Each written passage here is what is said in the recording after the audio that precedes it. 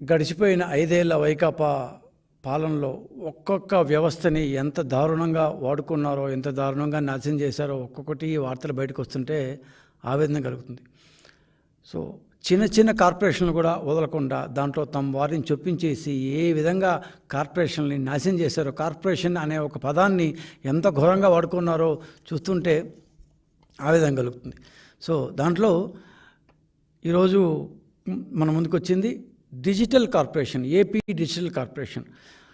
TDP 2014-19 మధ్యలో content కార్పొరేషన్ని government శాఖలకి content తయారు చేయడానికి ఒక కంటెంట్ కార్పొరేషన్ అంటూ పెడితే దాన్ని వీళ్ళు వచ్చిన తర్వాత 1924 మధ్యలో డిజిటల్ కార్పొరేషన్ లిమిటెడ్ అని పేరు మార్చి దాన్ని ఎంత సంపూర్ణంగా వాడుకున్నారంటే, బహుశా ఏ కార్పొరేషన్ని ఇంత ఎత్తున పెద్ద దాంట్లో 50%, 30%, 60% పెడితే దీంట్లో 100% కేవలం తమ వాళ్ళ కోసం, తమ వాళ్ళ చేత, తమ వాళ్ళ కొరకు అంటారే ఆ టైప్లో పూర్తిగా డిజిటల్ కార్పొరేషన్ని వాడుకున్నారు.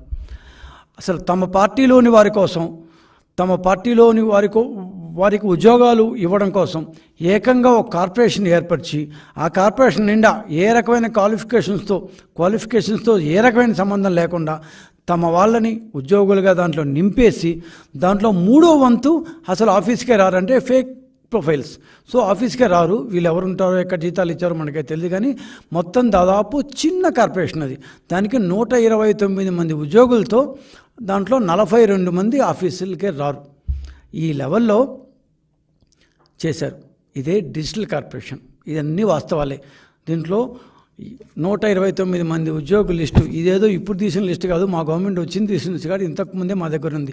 మేము ఇంతకుముందు ఇవన్నీ పెడితే మాకు నోటీసులు పంపించారు అప్పటి సదరు చైర్మన్ చిన్న వాసుదేవరెడ్డి గారు, మీరు తప్పు మారుతున్నారు అది ఇది. వాసుదేవరెడ్డి గారు మీరు ఎక్కడున్నారో ఇప్పుడు, మీ తప్పులు మాఫీ అయిపోతాయని చెప్పి మా గవర్నమెంట్ రాగానే రిజైన్ చేసి ఎక్కేశారు. సో మీ తప్పులు ఎక్కడికి పోవు, ఖచ్చితంగా అన్ని you need to face the music for all what you have done. ఇంకో అబ్బాయి ఎవరు, మాధవరావు అనొకతను, రఘు అనొకతను, ఇంకేదో ఈ పేర్లు ఉన్నాయండి. వీళ్ళందరూ కలిసి కూడా ఖచ్చితంగా they need to face the music. అసలు 1-2 కాదు, 129 మంది ఉద్యోగాలు తమ వాళ్ళ చేతనే, తమ వాళ్ళ కొరకు ఎలా నింపేశారంటే 5 ఏళ్ల ఈ కార్పొరేషన్ ఇంట్లో కోట్ల రూపాయల ప్రజల సొమ్ముని ప్రభుత్వ కార్యకలాపాల యాడ్స్ని మేము ఇస్తున్నాము, గవర్నమెంట్ కార్యకలాపాలని సాక్షి టీవీలో, సాక్షి పేపర్లో ఇచ్చింది కాకుండా ఈ డిజిటల్ కార్పొరేషన్ ద్వారా మేము యాడ్స్ ఇస్తాము అని చెప్తూ కోట్ల రూపాయలని డిస్గైజ్ యాడ్స్ ద్వారా వాడుకున్నారు. తెలుగుదేశం పార్టీ పెట్టిన కంటెంట్ కార్పొరేషన్ పేరు మార్చి దాని ద్వారా అస్మదీయులకు ఉద్యోగాలు ఇచ్చుకున్నారు, డబ్బులు ఇచ్చుకున్నారు, వెబ్సైట్లను ఎంపానల్ చేసుకున్నారు, దానికి యాడ్స్ ఇచ్చుకున్నారు. సో వైసీపీ సోషల్ మీడియా కోసం డిజిటల్ కార్పొరేషన్ని ఒక ఉద్యోగ పునరావాస కేంద్రంగా వాడుకున్నారు. 1-2 కాదు, 129 మంది ఉద్యోగులు. దీనిలో ఇంకా తమాషైన విషయం ఏంటంటే ఐ డ్రీమ్ అనే ఒక యూట్యూబ్ ఛానల్ నిర్వహించే ఒక వ్యక్తికి అదే డొమైన్లో ఉన్న ఒక ప్రభుత్వ కార్పొరేషన్కి ఏ విధంగా చైర్మన్షిప్ ఇస్తారు? ఇట్స్ కాన్ఫ్లిక్ట్ ఆఫ్ ఇంట్రెస్ట్ కదా. ఐ డ్రీమ్ అనే ఒక యూట్యూబ్ ఛానల్ ఏం చేస్తుంది, రకరకాల ప్రోగ్రామ్స్ని యాడ్స్ ద్వారా ఇస్తుంది, అది ఒక ప్రైవేట్ కంపెనీ. ఇప్పుడు ఈ డిజిటల్ కార్పొరేషన్ ఏం చేసింది, గవర్నమెంట్ ప్రోగ్రామ్స్ని యాడ్స్ ద్వారా ఇస్తుంది. సో వీళ్ళిద్దరు చేసే పని దాదాపు ఒకటే, కానీ ఏ రకమైన కాన్ఫ్లిక్ట్ ఆఫ్ ఇంట్రెస్ట్ అనే చూడకుండా జగన్మోహన్ రెడ్డి గారు ఆయనకి పాపం వాళ్ళకి ఇవ్వాలి అంటే అసలు ఆయన దానకర్ణుడు ఇచ్చేశాడు అన్నమాట. సో చిన్న Vasudeva Reddy has become the chairman. I dream చిన్న Vasudeva Reddy has become the chairman of digital corporation. So వీళ్ళు ప్రభుత్వ డబ్బును యథేచ్ఛగా వాడుకున్నారండి. 4వ తేదీ రిజల్ట్స్ వచ్చిన గంటల్లోనే వీళ్ళందరూ సగం మంది దాంట్లో రిజైన్ చేసి వెళ్ళిపోయారు. అంటే అప్పటిదాకా సంపాదించాము, ఎట్లా గవర్నమెంట్ పోయింది, ఇంకా దీంట్లోనే మనం ఎట్లా చేస్తారు కదా, ముందే మనం చేసేసి ఈ దేశం నుంచి ఆయన ఉండేది కూడా ఇక్కడ కాదు, ఆయన ఉండేది యూఎస్లో ఉంటాడు. ఆ యూఎస్ వెళ్ళిపోయాడు, ఎక్కడ వెళ్ళిపోయాడు తెలియదు, ఈ చిత్తూరు అనుకుంటాను. ఆయన వెళ్ళిపోయాడు, దేశం నుంచే వెళ్ళిపోయాడు. అంటే దోచుకున్న రోజులు దోచుకోవడం, గవర్నమెంట్ మారంగానే గంటల్లో రిజైన్ చేసి వెళ్ళిపోవడం. ఎంత తెలివి చూడండి మనుషులకి. సాంప్రదాయ న్యూస్ పేపర్ యాడ్లు సాక్షి ద్వారా ఇస్తుంటే గూగుల్ యాడ్స్ కోసం కొన్ని కోట్లు ఖర్చు పెట్టాడు ఈ మహానుభావుడు. వెరసి డిజిటల్ కార్పొరేషన్ ఒక అస్తవ్యస్త వ్యవస్థలాగా తయారు చేసి దోచుకున్నారు. సో తమ వారి కోసం ఒక ఒక ఏకంగా ఒక కార్పొరేషన్ ఏర్పాటు చేసిన ఘనుడు జగన్మోహన్ రెడ్డి గారు. ఏపీడీసీలో ఈయన కాకుండా వైస్ చైర్మన్లోకి 2-3 ఉండేవారు. ఒక్కొక్కరు 10 మందికి తక్కువ కాకుండా ఉద్యోగులు చేర్చుకున్నారు. మరి 129 మెంబర్స్ ఎట్లా వస్తారు? అదో చిన్న బుడికి దాన్ని కార్పొరేషన్ అది. సో ఈ చేర్చుకున్న వాళ్ళెవరికి ఏ రకమైన క్వాలిఫికేషన్ లేవు. అంటే అట్లీస్ట్ దాన్ని ఉంటారు కంప్యూటర్ రంగంలో, ఫోటోషాప్లో ఇంకా ఉన్న ఇట్లాంటి ఏ క్వాలిఫికేషన్ లేవు. ఇంటర్మీడియట్, గ్రాడ్యుయేట్లు ఇంకా తక్కువ వాళ్ళని కూడా చేర్చుకున్నారు. సో ఎంత ఘోరంగా చేశారంటే చివరికి చైర్మన్, వైస్ చైర్మన్ ఇళ్లల్లో పిల్లలకి ట్యూషన్ చెప్పే మాస్టర్లకు కూడా ఇక్కడ ఉద్యోగులుగా చూపించి వాళ్ళకు కూడా ఈ డిజిటల్ కార్పొరేషన్ ద్వారా జీతాలు లభించారు.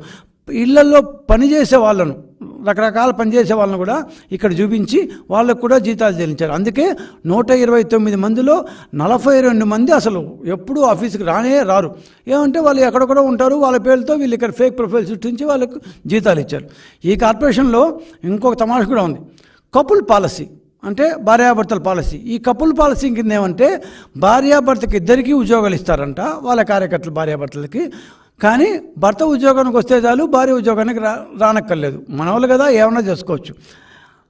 ఇంకోటి ఉంది ఫ్యామిలీ పాలసీ. దీంట్లో ఈయనెవరో ఒక సిస్టమ్స్ మెయింటైన్ చేసేవాళ్ళంట. అతని కుటుంబ సభ్యులకి అదనంగా 3 ఉద్యోగాలు ఇచ్చారు. అతను ప్లస్ ఇంకొక 3 ఉద్యోగాలు. అంటే family policy. So couple policy వేరే, ఎంత మంచి హెచ్ఆర్ పాలసీలో కపుల్ పాలసీ వేరే, ఫ్యామిలీ పాలసీ వేరే. అట్లా ఈ టైప్లో మన వాళ్ళందరికీ ఉద్యోగాలు ఇస్తూ వచ్చారు. ఇంకోటి ఏమంటే ఒకే పని చేసేవారికి ఒకే జీతం ఉండదు. ఒకటికి 70,000 ఉంటుంది, ఒకటికి 43,000 ఉంటుంది, ఒకటి 18,000 ఉంటుంది, ఒకటి 23,000 ఉంటుంది. సో వైస్ చైర్మన్ ఇష్టం వచ్చాడు వైస్ చైర్మన్ పెట్టుకుంటాడు, చైర్మన్లు ఇష్టం వచ్చి చైర్మన్ పెట్టుకుంటాడు, వైసీపీ నాయకులు ఇష్టం వచ్చాడు. ఎవరు కావాలంటే వాళ్ళకి ఈ యొక్క దీంట్లో ప్రభుత్వ కార్యకలాపాల ప్రచార నిమిత్తం అంటూ కేవలం జగన్మోహన్ రెడ్డి వ్యక్తి పూజ చేశారు దాదాపు 5 సంవత్సరాల పాటు. జగన్మోహన్ రెడ్డి వ్యక్తిగత సొంత ఇమేజ్ని బిల్డప్ చేసేందుకు ప్రతి ప్రభుత్వ కార్యక్రమానికి వేల రూపాయలతో, లక్షల రూపాయలతో గూగుల్ యాడ్స్ మొదలుకొని, వెబ్సైట్లో యాడ్స్ మొదలుకొని రకరకాల మార్గాల ద్వారా సరే అన్నీ చేసినా కూడా వాళ్ళు ఏమంటారు, వాళ్ళు చేసి వాళ్ళ యొక్క నిర్వాహకం ఏదో ప్రజలకు తెలుసు కాబట్టి సరిపోయింది. కానీ ఈ క్రమంలో దాదాపు ప్రతి సంవత్సరం 80 నుంచి 90 కోట్ల రూపాయల గ్రాంట్ తీసుకున్న ఈ డిజిటల్ కార్పొరేషన్ 4 సంవత్సరాల్లో కనీసం 500 కోట్ల రూపాయలు తీసుకుంది. 500 కోట్ల రూపాయలు తీసుకొని ప్రజలకు ఏమైనా ఒరిగిందా అంటే ఒక్క పైసా ఒరగలేదు, ఒక్క పైసా బెనిఫిట్ రాలేదు. మరి ఈ డబ్బంతా ఎవరు తిన్నారు అంటే రిజైన్ చేసి వెళ్ళిపోతే అన్నీ మాఫీ అయిపోయాయంటేనా? ఒక్క మాటలో చెప్పాలంటే ప్రభుత్వం బయట సాక్షి పేపర్ ఎట్లో, ప్రభుత్వం లోపల డిజిటల్ కార్పొరేషన్ అట్లా. డిజిటల్ కార్పొరేషన్లో ఉండే వాళ్ళందరూ ఏదైనా సాక్షి వాళ్ళు కావచ్చు, లేకపోతే వైకాపా వాళ్ళు కావచ్చు, వైకాపా సోషల్ మీడియా వాళ్ళు కావచ్చు. వీళ్ళందరూ డిజిటల్ కార్పొరేషన్ అంతా దాదాపు Sakshi, Vaikapa and Vaikapa social media, ఈ 3 ఒకటే. కాబట్టి digital corporation is equal to YCP party. ఇంతలా ఒక కార్పొరేషన్ని దోచుకు తిన్నారన్నమాట. అంటే ఒక డిజిటల్ కార్పొరేషన్ ఆఫ్ ఆంధ్రప్రదేశ్ అనే ఒక పూర్తి డిపార్ట్మెంట్ని తమ సొంత డిపార్ట్మెంట్లో తమ ప్రచారం కోసం వాడుకుంటూ ఉద్యోగులు వీళ్ళవాళ్ళే, ప్రచారము వీళ్ళదే, అన్ని ప్రభుత్వ కార్యకలాపాల ప్రాపగేషన్ అని చూపిస్తూ వివిధ మాధ్యమాల ద్వారా జగన్మోహన్ రెడ్డి యొక్క వ్యక్తిగత ప్రతిష్టను, వ్యక్తిగత ఇమేజ్ని పెంపొందించడానికి తగ్గ కష్టపడ్డారు. చివరికి బొక్కబొర్ల పడ్డారు అనుకోండి. కానీ డబ్బు ఖర్చు అయ్యాయి కదా. ఈ డబ్బంతా ఎవరిది? గవర్నమెంట్ దగ్గర డబ్బంతా. ఏపీడీసీ వాళ్ళు ఇన్ఫ్యాక్ట్ అప్పుడు కూడా వాళ్ళ అజెండాని ఏమి దాచుకోలేదు. ప్రభుత్వానికి, ప్రజలకు మేము వారధి లాంటి వాళ్ళం అన్నారు. కాకపోతే ఇక్కడ ప్రభుత్వం అంటే కేవలం జగన్మోహన్ రెడ్డి, ఆయన ఫోటో మాత్రమే కనిపిస్తుంది. సో సాక్షికి మనం ఎట్లయితే ఫుల్ పేజ్ యాడ్ చూస్తుంటామో, ఖర్చు ప్రభుత్వానికి, ఆదాయం సాక్షికి, గవర్నమెంట్ ఫుల్ పేజ్ యాడ్ ఇస్తుంది. అదేవిధంగా ఏపీడీసీఎల్ ఆంధ్రప్రదేశ్ డిజైన్ కార్పొరేషన్లో ఖర్చు ప్రభుత్వానికి, ఇక్కడ ఆదాయం కూడా లేదు. కనీసం డిజిటల్ కార్పొరేషన్కి ఏ ఆదాయం లేదు. గవర్నమెంట్ దగ్గర గ్రాంట్ తీసుకొని హ్యాపీగా ధారాళంగా ఖర్చు పెడుతుంది. సాక్షి ఉద్యోగులు ప్రభుత్వంలో ఐఎన్పిఆర్లో చేస్తూ సాక్షి విధులు ఎలా అయితే ప్రింట్ మాధ్యమంలో సాక్షిలో ఉంటారో, అదేవిధంగా డిజిటల్ మాధ్యమంలో డిజిటల్ కార్పొరేషన్ ద్వారా వైసీపీ కార్యకర్తలు నింపేశారు.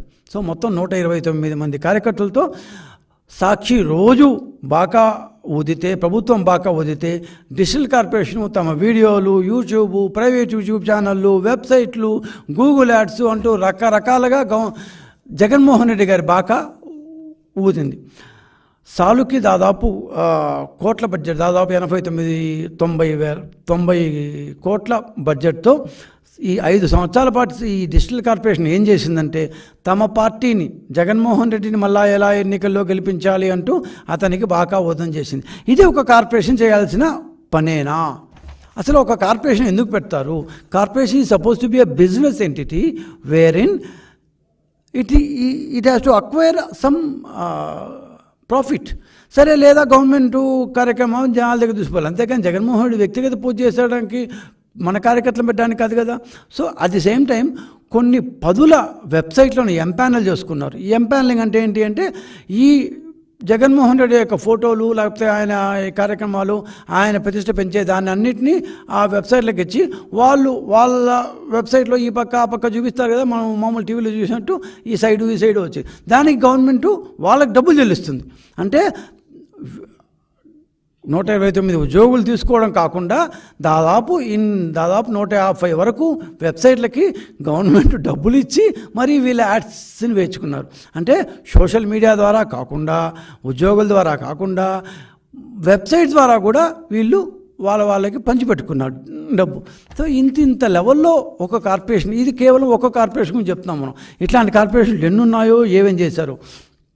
వీళ్ళ యొక్క రాజకీయ ప్రచారం ఎందాక వచ్చిందంటే, గూగుల్లో యాడ్స్ ఇచ్చారు. సో అసలు గూగుల్ ఆస్కర్ దెమ్, మీరు రాజకీయ ప్రచారం చేయవచ్చా అని. ఇది ఎందుకు చెప్తున్నా అంటే, ప్రభుత్వ కార్పొరేషన్ కావండి, డిజిటల్ కార్పొరేషన్ తన యొక్క యాడ్స్ని, గూగుల్ యాడ్స్ని గూగుల్లో చేసి పెట్టింది. సో మీరు కానీ ఎప్పుడన్నా ఏదో గూగుల్లో ఎందుకు మీరు ఓపెన్ చేస్తే ఆటోమేటిక్గా పైన ఒక యాడ్ వస్తుంది, జగన్మోహన్ రెడ్డి పొడిచాడు, చింపేశాడు, అది చేశారు, ఇది చేశారని. సో కొన్ని రోజుల తర్వాత, ఒక దాదాపు 6 months తర్వాత అనుకుంటాను, Google has removed these ads. ఎందుకు రిమూవ్ చేశారంటే, నేను స్పష్టంగా రాసిపెట్టింది, దీస్ ఆర్ పొలిటికల్ యాడ్స్ అని. సో గూగుల్లో పొలిటికల్ యాడ్స్ వేయడానికి లేదు, వ్యాపారపరమైన యాడ్స్ మాత్రమే వేయాలి అంటూ గూగుల్ వీళ్ళ యాడ్స్ని రిమూవ్ తీసేసింది. అంటే వీళ్ళ యొక్క రాజకీయ ప్రచారం ఎంత లెవెల్కి వెళ్ళిపోయిందో చూడండి. ఇంకోటి ఏంటంటే, వీళ్ళ యొక్క రాజకీయ కన్సల్టెన్సీ ఐపాక్ కూడా వీళ్ళు యాడ్స్ ఇచ్చారు. డిజిటల్ కార్పొరేషన్తో పాటుగా వైసీపీ ఎన్నికల కన్సల్టెన్సీ ఐపాక్ కూడా గూగుల్లో పెద్ద ఎత్తున యాడ్స్ వచ్చాయి కూడా. అప్పుడు ఐపాక్కి వైసీపీ అయితే ఫ్రీగా ఇవ్వదు, ఐపాక్ ఎందుకు ఇస్తుంది యాడ్స్? ఐపాక్కి ఎవరు ఇవ్వాలి? మళ్ళా డిజిటల్ కార్పొరేషన్ ఇవ్వాలి. సో డిజిటల్ కార్పొరేషన్ సొమ్ముని ఐపాక్ ద్వారా వాడారు, వీళ్ళ యొక్క సొంత దాని వెబ్సైట్స్ ద్వారా వాడారు. బయట ఒక 150 వెబ్సైట్లకి ఎంపానల్ చేసుకొని వాళ్ళకి మేము ఇంత ఇస్తున్నాము అంటూ వాడారు. సో జగన్మోహన్ రెడ్డి గవర్నమెంట్కి ఎన్ని రకాలుగా బాకా కొట్టాలో, జగన్మోహన్ రెడ్డి గవర్నమెంట్ కొట్టిందా అదో రకం, జగన్మోహన్ రెడ్డి అనే వ్యక్తికి ఎన్ని రకాలుగా బాకాలు కొట్టాలో అన్ని రకాలుగా ప్రచారం చేసి డబ్బులు ఇచ్చి తమ వాళ్ళని, తమ కార్యకర్తలని, తమ అనుచరులని అందరినీ బాగా సంతృప్తిపరిచారు. అసలు యాక్చువల్లీ డిజిటల్ కార్పొరేషన్ ఏం చేయాలి అని చూస్తే, ది మ్యాండేట్ ఆఫ్ డిజిటల్ కార్పొరేషన్లో ఒకనొక మ్యాండేట్ ఏంటంటే, 2021లో పల్లెల్లో డిజిటల్ లైబ్రరీలు పెట్టాలని 750 కోట్ల రూపాయలు కేటాయించారు. కానీ కడపలో ఒక మోడల్ డిజిటల్ లైబ్రరీ అంటే ఒకటి పెట్టారు, కానీ ఇంతవరకు మిగిలిన ప్రాంతాల్లో చేసిన పాపం పోలా. అసలు డిజిటల్ ప్రాపగేషన్ ఏమంటారు, పల్లెల్లో, దాని పట్టణాల్లో, మినీ టౌన్స్లో, దాని టౌన్షిప్ల్లో, ఒక మాదిరి పంచాయతీల్లో మొత్తం ఈ ఇంటర్నెట్ ఎడ్యుకేషన్ పూర్తిగా వస్తే బాగుంటుంది, ఎవ్రీబడి విల్ డెవలప్ అనేది మెయిన్ మ్యాండేట్. అది వదిలేసి కేవలం జగన్మోహన్ రెడ్డి గారి ఏమంటారు, ఆయన వ్యక్తిగత ప్రతిష్ట పెంచుతూ, స్వామి భక్తిని ప్రదర్శిస్తూ, వైకాపా కార్యకర్తలకి, సోషల్ మీడియా వాళ్ళకి, సాక్షి ఉద్యోగులకి ఇది ఒక పునరావాస కేంద్రంగా చేస్తూ వచ్చారు. అధికారంలో ఉన్నప్పుడు ఇష్టం వచ్చినట్టు ఈ లెక్క జమా లేకుండా ఖర్చు పెట్టారు.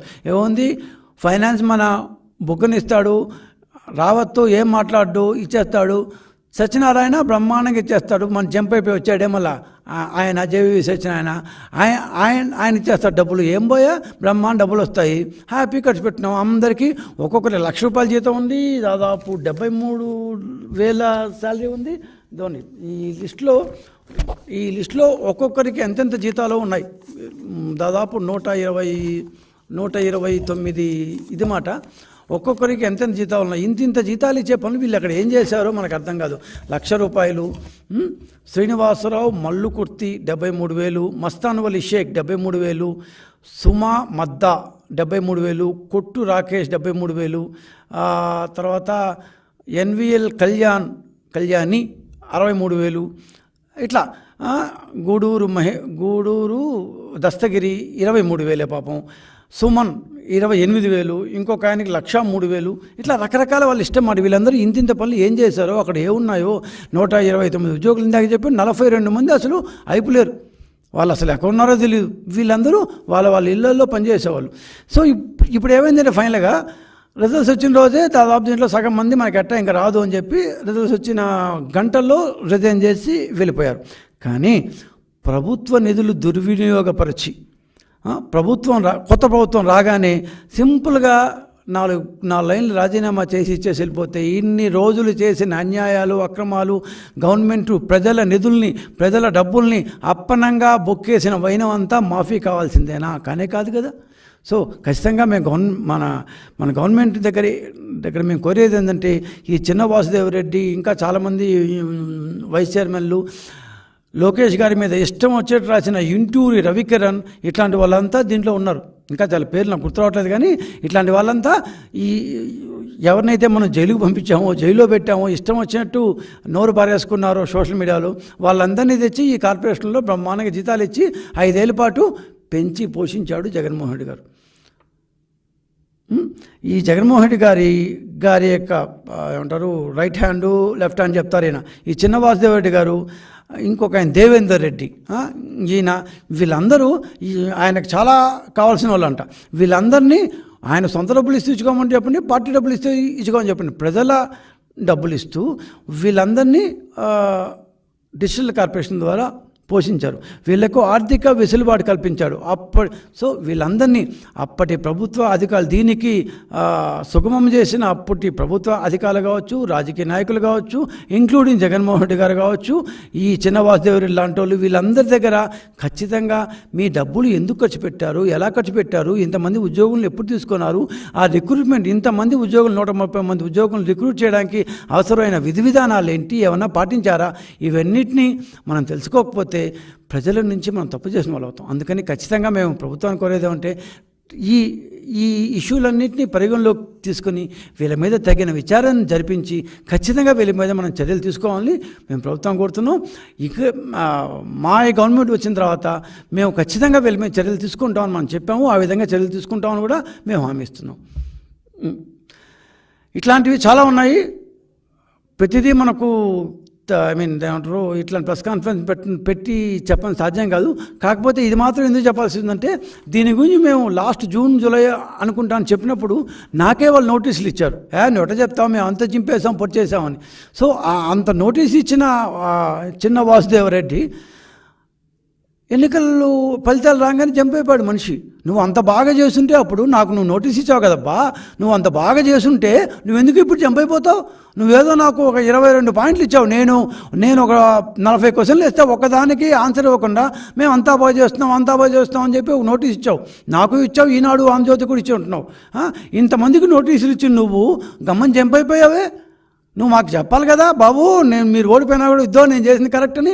అంత సిగ్గు లేకుండా ఉన్నప్పుడు ఎట్టిస్తావయ్యా నువ్వు నోటీసులు మాకు?